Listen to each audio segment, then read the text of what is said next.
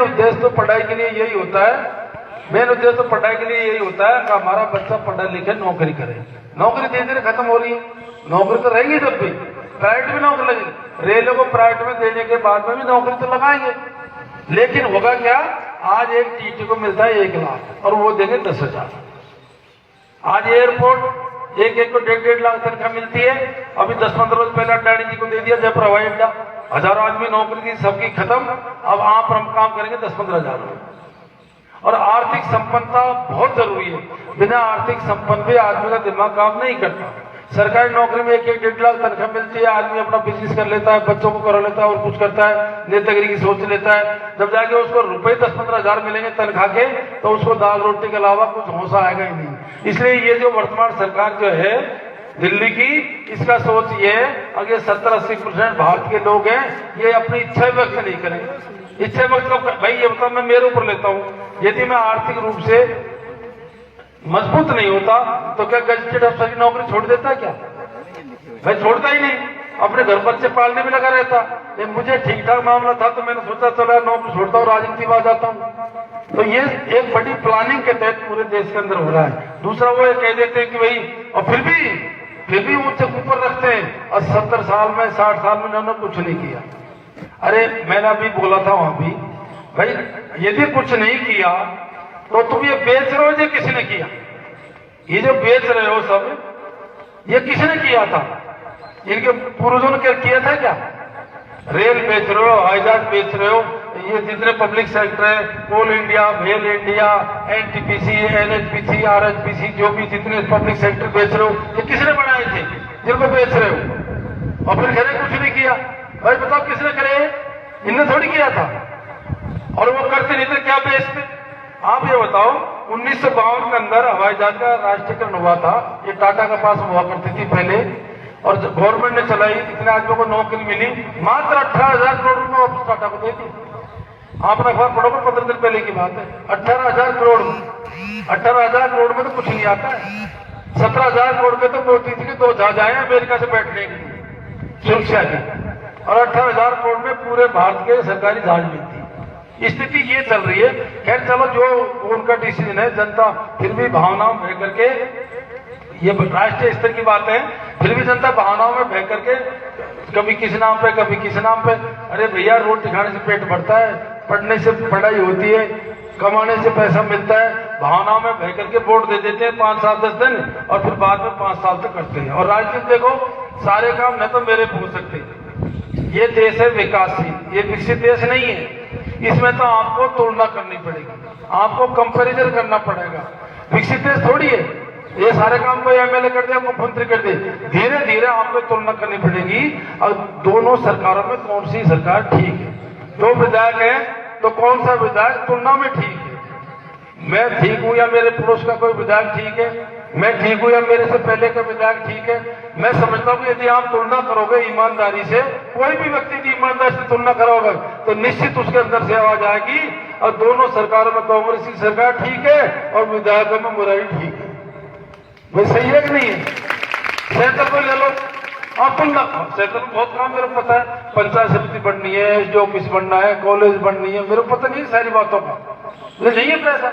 मान लो एक गरीब घर में कोई बच्चा नौकरी लगता है, और माँ बाप ये सोच ले, अब हमारा बच्चा नौकरी लग गया, अब तो इस घर में सारी चीज हो जाएगी, मकान भी बढ़ जाएगा, गाड़ी आ जाएंगी, घोड़े आ जाएंगे, एसी, फ्रिज व्रिज सब अप टू डेट हो जाएगा। यदि बाप ये उम्मीद कर ले तो बाप बेटों में भी विवाद हो जाएगा।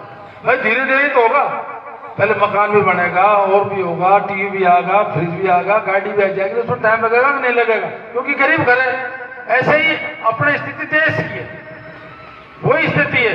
इसमें तो आपने सोचना पड़ेगा, और 2 में ठीक कौन सा है? यदि बुरे हैं तो कम बुरा कौन सा है? 2 अच्छे हैं तो ज्यादा अच्छा कौन सा है? और मैं समझता हूँ कि जब आप कंपेरिजन जिस दिन कर लोगे ना, तो फिर आप सोचोगे मामला ठीक ठाक है, और ज्यादा इच्छा पाल लोगे तो नाराजगी पैदा हो जाएगी। अब आप इंग्लिश मीडियम स्कूल होगी, आपके रोड के बारे में पिछली बार बोल के गया ही था, कोनो स्टेशन तो हमने इसको बढ़ा दिया।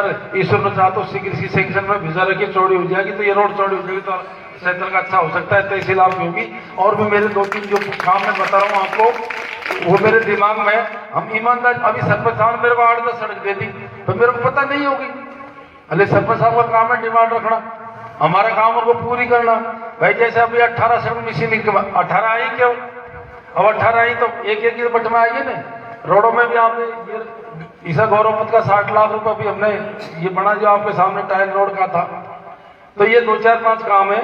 अब मेन बात दूसरा आपकी मांग है मैथमेटिक्स और एक एग्रीकल्चर के लिए। अभी मैं चाहता हूं, देखो ये भी सरकार का सोच है। अब से पहले ज्यादातर लोग फोकस रखते थे बायोलॉजी मैथ पे और कृषि विज्ञान में लोगों का फोकस नहीं था।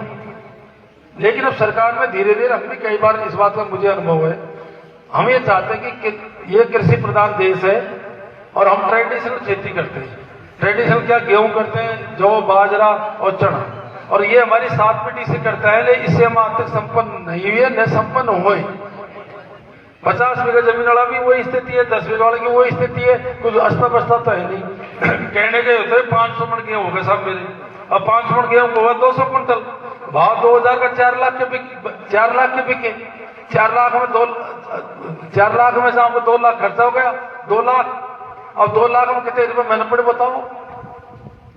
15,000 महीना नहीं मिला पूरे परिवार को, खेलने के 500 में गेहूं। इसलिए एग्रीकल्चर के पीछे हमारी भावना ये है, अब हमारे लोग तकनीकी खेती करें, टेक्निकल खेती करें, अब ये नई खेती करें। और नई खेती में मैं गारंटी के साथ में कह सकता हूं, जो आप 200 बीघा में कमा रहे हो ना, वो 10 बीघा में कमा सकते हो। ये उदाहरण है इस बात का। कई जगह आप 25-60 में गए होंगे तो यदि अपने, मैं तो कई लड़कों को समझाता हूं, मैं इजराइल जाके आया था पिछली बार जब मैं एग्रीकल्चर मिनिस्टर था, मैं वहां 20 दिन रहा था, 17-18 दिन, और किसान लेके गए थे। ये जो सिस्टम टेक्निकल वहीं से आया इजराइल से अपने देश के अंदर, बूंद बूंद खेती, फवारा सिस्टम, सारा वह सारा कंप्यूटराइज सिस्टम है। एक ग्रीन हाउस यदि आप 2000 मीटर बना लेते हो तो साल के 4-5 लाख रुपए पैदा कर सकते हो। अब हमारे लोग क्या करते हैं, सब पानी नहीं है, खासो करा उसको निगम में भी है, देखो उसमें पानी की जरूरत नहीं होती है ज्यादा।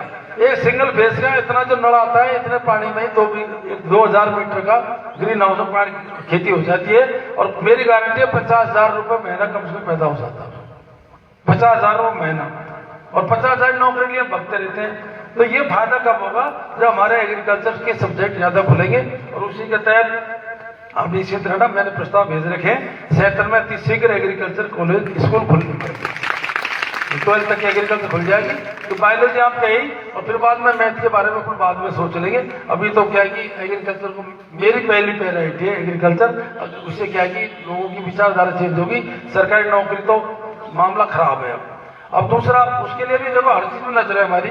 आपने अखबार पढ़ा होगा, अपने DMIC Delhi Mumbai industrial corridor 200 में पिछले बजट में घोषणा होगी उसकी, और ये करीब बहुत बड़ा राजस्थान का नंबर 1 इंडस्ट्रियल कॉरिडोर यहाँ पे बनेगा, अपने जटवाड़ा से लेकर के और एक्सप्रेस हाईवे, और दोनों साइड 10-10 किलोमीटर, करीब 400-500 स्क्वायर किलोमीटर में। मैं समझता हूँ 10-15 साल में बढ़ जाएगा तो लाखों लोगों को 2 साल के अंदर रोजगार मिलेगा, जिसकी आप कल्पना भी नहीं कर सकते। तो ये हमारा सोच, जितना हम समझते हैं और जितनी मेहनत करते हैं, हम ये चाहते हैं कि हमारा विधानसभा एक अच्छे ट्रैक पे चले। और मैं समझता हूँ कि पहले तो खुद की सेटिस्फेक्शन होता है, और मैंने कोशिश करी है उस ट्रैक पे विधानसभा क्षेत्र को चलाने की। पिछले जो मेरा राजनीतिक कार्यकाल रहा है 8-10 साल का, अभी पानी का मामला है, अभी इस सप्ताह में बहुत अतिशीघ्र डैम का काम करीब पूरा हो चुका है, लाइन के टेंडर लग गए, और उसमें 77 भी अपने 1100 गाँव में पानी आएगा, निश्चित आएगा, बहुत अतिशीघ्र आएगा। और दौसा में तो मैं समझता हूँ कि मेरी कोशिश है चुनाव तक किया जाए दौसा शहर के अंदर। तो ग्रामीण एरिया में भी हम दौसा के नगरपुर से एरिया में लाइन का अलग अलग सिस्टम हमने चला रखा है। आपके लिए भी अभी हमको कोई परिस्थिति ऐसी रही, सफलता नहीं मिली। नांगल के में कहता था वही 5-6 ग्राम पंचायत है, उनके लिए हमारा प्रयत्न चल रहा है, यदि सैतल के लिए, और वो सैतल मिल जाएंगे तो फिर अपने 2-3-4 ऑफिस और वो भी यहाँ पर अपन करवाएंगे।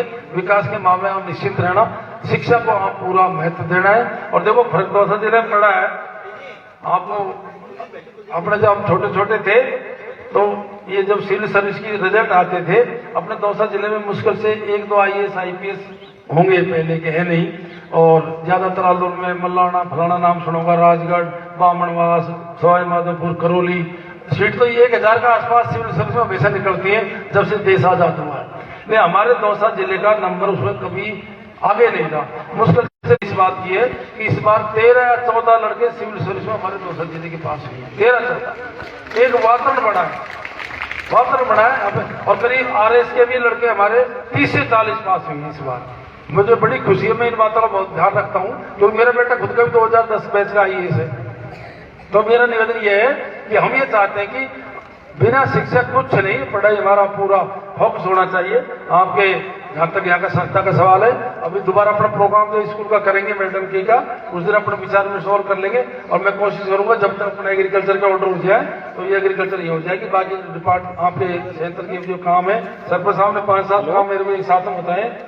तो नंबर वाइज सरपंच साहब, ये तो आपने कहा कि यहाँ पे कॉलेज का मामला चल रहा है, इसमें एक काम जरूर करना थोड़ा सा। अभी सरकार क्या वरीयता भाई, जहाँ पे बच्चियों की संख्या 500 से ऊपर है वहां पे सरकार एक साथ में बोल नहीं सकती। सरकार ने बहुत स्कूल खोले इस बार, 123 करोड़ भेजे राजस्थान में अभी 2-3 बजट सत्रों में। तो आप क्या है कि मैं पूछ रहा था तो यहाँ करीब 468 के आसपास बच्ची है, 470 के आसपास। अभी आप कृपा करके, अभी तो सत्र स्टार्ट हुआ है, करीब 40-50 बच्ची